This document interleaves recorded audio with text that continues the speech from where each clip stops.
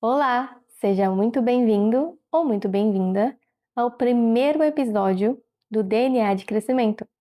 Eu sou a Jana, especialista em comportamento do consumidor aqui da Nila Marketing, e hoje a gente vai falar de uma coisa que tira o sono de muito empresário e empresária. Sabe aquele lead que chega no seu WhatsApp, pede informação, às vezes até troca algumas mensagens e some? Some sem dar satisfação, sem dizer não quero, sem falar achei caro. Simplesmente desaparece. E você fica ali se perguntando: o que eu fiz de errado? Será que meu atendimento é ruim?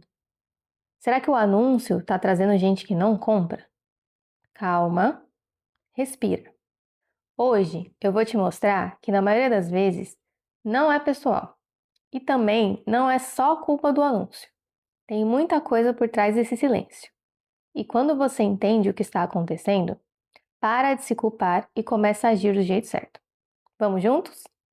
Primeiro, eu quero te ajudar a entender por que isso acontece. Então, eu agrupei alguns motivos em três grandes blocos. Três situações que explicam a grande maioria dos sumiços. Bloco 1. A pessoa ainda está decidindo. Dependendo do seu produto ou serviço, a decisão de compra não é rápida. E isso tem um nome: ciclo de compra. O ciclo de compra vai do momento em que a pessoa clicou no seu anúncio ou achou você no Google até o momento que ela fecha com você. Quanto mais complexo for o seu serviço ou o seu produto, ou até mais caro, mais tempo ela vai demorar para decidir se ela vai comprar de você. Porque entram muitas variáveis. Por exemplo, se ela for fazer uma lipoaspiração, ela vai precisar ver se o médico é confiável, verificar onde vai ser realizada a cirurgia, quem vai ficar com ela, quem vai pegar ela depois da cirurgia, quanto tempo ela vai ficar sem trabalhar. É muito diferente do que pedir um açaí, por exemplo.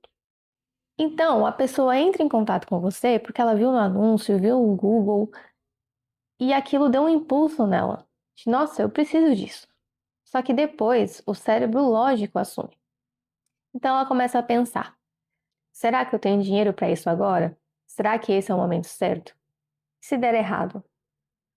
Isso tem um nome: dissonância cognitiva. É um conflito interno entre o desejo e o medo. E o que a pessoa faz? Paralisa. Ela some sem dar satisfações. Também tem outro motivo. Geralmente ela não está falando só com você, ela também está falando com os seus concorrentes. Porque ninguém entra em contato com uma empresa só, a não ser que seja uma indicação de um amigo ou parente. Então, se ela fechou com o seu concorrente, dificilmente ela vai te avisar. E não é maldade. É que no cérebro dela, aquele problema foi resolvido. Então ela não precisa te dar satisfação. Então, o primeiro motivo é esse: o silêncio, que pode ser tanto que ela fechou com o seu concorrente, quanto ela ainda não decidiu se vai comprar de você ou se vai realmente adquirir o seu produto ou serviço. Bloco 2. O silêncio não é sobre você.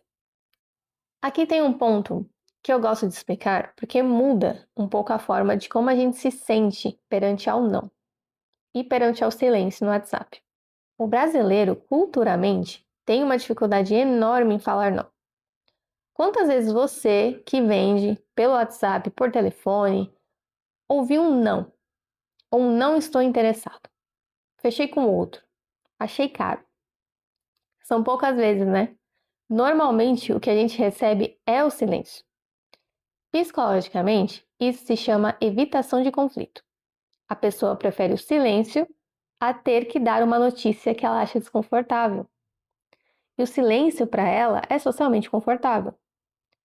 Só que você interpreta como descaso, às vezes como falta de educação. Só que não é com você, é um comportamento cultural. E tem mais, tem gente que some porque está com medo de ser convencida. Ela sabe que se continuar a conversa vai comprar. E talvez ela não possa ou não queira naquele momento. Então, parar de responder é um mecanismo de autoproteção.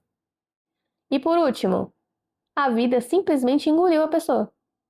Ela te mandou mensagem na hora do almoço, na pausa do trabalho, no banheiro. Depois, ela foi sugada por 1000 demandas e aí virou uma notificação esquecida a sua mensagem. Não foi rejeição, foi sequestro de atenção. E nos dias de hoje, com as redes sociais, isso é bem comum, gente. Bloco 3. O problema pode estar na sua operação. Agora, sendo justo, às vezes o problema pode estar do lado do anúncio também. E a gente precisa olhar isso com honestidade. Primeiro, seu anúncio pode estar prometendo algo que a conversa não entrega. Por exemplo, o anúncio fala: resultado em 7 dias. Aí o atendente diz que leva 30. Ou o preço é muito diferente do que foi anunciado. Isso gera uma quebra de expectativa gigantesca. Então o seu cliente, o seu potencial cliente, se sente enganado e some. Também tem um segundo motivo. Tem atendimento que responde rápido demais e de um jeito muito vendedor, muito agressivo. A rapidez, que é uma virtude no dia de hoje, vira pressão. E aí o seu cliente se assusta. Então, dependendo do que você está vendendo, principalmente se é um serviço ou um produto de valor alto, esse jeito agressivo, de pressão, pode assustar as pessoas. Terceiro, respostas incompletas, que eu chamo mais de falta de proatividade. Seu cliente pergunta: vamos aqui fazer um cenário de uma farmácia. O cliente pergunta: tem dipirona? O atendente responde sim. E a conversa morre aí. Não pergunta o CEP, não fala da entrega, não conduz a conversa até a venda. Então, o cliente, ele não vai ter o trabalho de continuar sozinho essa conversa, a não ser que ele queira muito comprar de você, ou ele esteja precisando de mais do que você vende. A responsabilidade de conduzir a conversa é sempre nossa, do vendedor. E quarto, tem sempre aquele clique sem querer, clique de curiosidade, clique de criança, clique de idoso, que clicou sem querer, gente. Acontece. Então, recapitulando, às vezes o problema está no atendimento ou no anúncio. Então, recapitulando, bloco 1, a pessoa está se decidindo. Bloco 2, o silêncio não é sobre você, é a atenção dela que foi capturada ou as demandas do dia dela engoliram ela. E 3, pode ter falha na sua operação. Agora, se você está se sentindo aliviado por saber que não é só culpa sua, mas ainda está com a pulga atrás da orelha de como agir, calma, que agora a gente vai falar na solução. Porque no final do dia, eu sei que você quer vender mais. Você quer que o cliente responda. Então, eu separei aqui 3 caminhos práticos, um para cada bloco. Solução 1. Para quem ainda está decidindo, faça follow-up inteligente. O que é follow-up? Acompanhamento. Então, o cliente parou de te responder, você não vai deixar para lá. Você vai continuar mandando mensagem para ele. Só que follow-up não é mandar ponto de interrogação. Vai querer mandar só bom dia, tudo bem? Isso não funciona. Você não está perguntando nada para o cliente, nem dando uma nova informação, nem conduzindo ele para a venda. Vamos falar o português correto aqui, sincero? Você está só enchendo o saco, porque bom dia, o que ele vai responder? Follow-up inteligente é você montar uma cadência de mensagens baseada no ciclo de compra do seu negócio. Para ficar mais fácil de entender, eu vou dar um exemplo real de um cliente meu, que é um doutor que faz lipoaspiração. O ciclo de compra dele é em média 6 meses. Então, se a cliente chega muito animada para fazer a lipoaspiração, para marcar a consulta, para fazer os exames, eu vou voltar a falar com ela em 3 dias, se ela ainda não agendou a consulta. Se ela só pediu informações e sumiu, eu vou esperar uma semana. Cada vez que o cliente não responde, a gente aumenta esse tempo. Então, era 3 dias, foi para uma semana, depois vira 15 dias, um mês, a cada 2 meses. Só que a gente não desiste. E o que eu mando para essa cliente? Uma informação que eu não dei na primeira conversa, uma condição de pagamento diferente, nada de vai querer ou bom dia, tudo bem.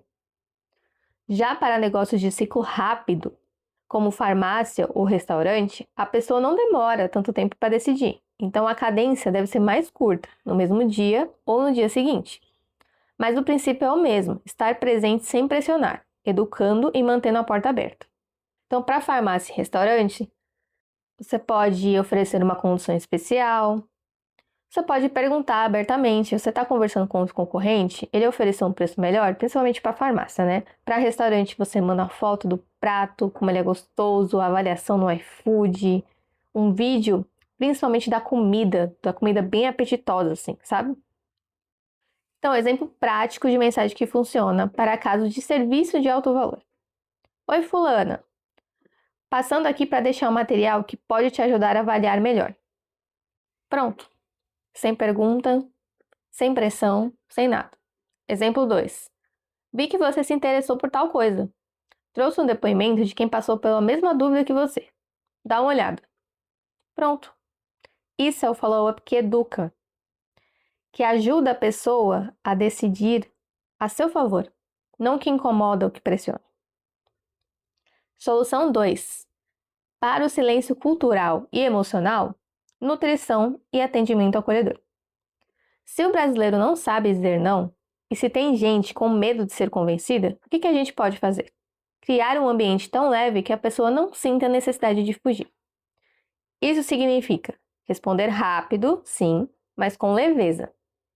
Fica à vontade, qualquer dúvida estou aqui, sem pressa, tá? Essa frase desarma, ela comunica, eu não vou te pressionar. Isso significa também nutrir esse lead ao longo do tempo. No WhatsApp, você pode mandar conteúdos relevantes mesmo sem vender. Um antes e depois, um depoimento, uma informação útil sobre o produto, algo que diferencie sua empresa. Assim, quando ela estiver pronta, você é a primeira pessoa em que ela vai pensar. Isso é nutrição, é construir confiança no tempo do cliente. E geralmente, esses clientes da lipo que eu falei para vocês, ela volta. Às vezes meses depois. Às vezes eu fiz ali o acompanhamento por 6 meses, ela não respondeu nenhuma vez, e mesmo assim ela volta meses depois e marca a consulta. Por quê? Porque eu não queimei o contato. Eu não fiquei enchendo o saco dela, eu não fiquei atrás dela, insistindo muito. Eu respeitei o tempo, só fui ali dando conteúdos de valor para fazer com que a decisão dela fosse positiva. E tem um gatilho aí. Quando você oferece valor antes de oferecer a venda, o cérebro do seu cliente ativa o viés da reciprocidade. Ele se sente mais inclinado a retribuir com atenção. É só neurociência, gente. Neurociência aplicada ao WhatsApp. Solução 3. Para falhas operacionais, crie valor antes mesmo do oi. Agora, se o problema está na sua operação, no atendimento, ou até enquanto você está transmitindo o valor, a solução é arrumar a casa. E o melhor jeito de evitar que o cliente suma é fazer ele chegar bem informado e com expectativa alinhada. Isso se faz em 3 lugares. Google Meu Negócio e site. Esteja com informações claras, depoimentos reais, perguntas frequentes. Quanto mais o seu cliente souber antes de chamar você no WhatsApp, mais qualificada vai ser a conversa. Redes sociais. Mostre bastidores, resultados, clientes reais. Mostre o seu diferencial. Isso gera confiança antes do contato. Anúncio. Alinhe o que você promete no anúncio com o que o atendente vai falar. Se o anúncio é orçamento rápido, o atendimento precisa ser rápido mesmo, sem quebra de expectativa. Dentro do WhatsApp, nunca deixe uma resposta sem uma pergunta que conduza ao próximo passo. Então, assim, naquele exemplo da farmácia, a pessoa chega falando, tem dipirona? O atendente vai responder, temos sim, me manda seu CEP que eu já vejo o valor da entrega. Você conduz a conversa, você é o guia. Ou seja, se o cliente já chega sabendo o preço, o prazo e o diferencial, ele já chega muito convencido. E aí o WhatsApp é só você finalizar a venda. Empreendedor e empreendedora, eu sei que o silêncio frustra. Dá uma sensação de rejeição, de incompetência, que o que você está fazendo de errado, que ninguém me responde.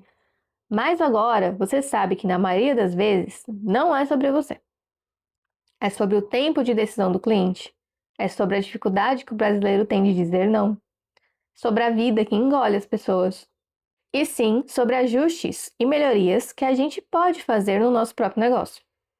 Você não precisa de um super funil de vendas de não sei quantas etapas. Você precisa de um follow-up inteligente, atendimento acolhedor, atendimento que conduz até a venda e um valor entregue antes do cliente chegar no WhatsApp e dizer oi. Faça isso e você vai ver os seus leads sumindo menos. E principalmente, acredito que depois de ver esse episódio, você vai sofrer menos pelos que somem. Porque mesmo você fazendo tudo isso, não é todo mundo que vai comprar de você. Se você ficou com alguma dúvida, se você quer desabafar, escreve para mim. Meu e-mail é jana@nilamarketing.com.br. jana@nila, neelamkt.com.br. Leio todas e posso responder alguma dúvida ou algum desabafo em um próximo episódio. Obrigada por ficar e me acompanhar até aqui. A gente se vê no próximo DNA de Crescimento. Beijo e até lá!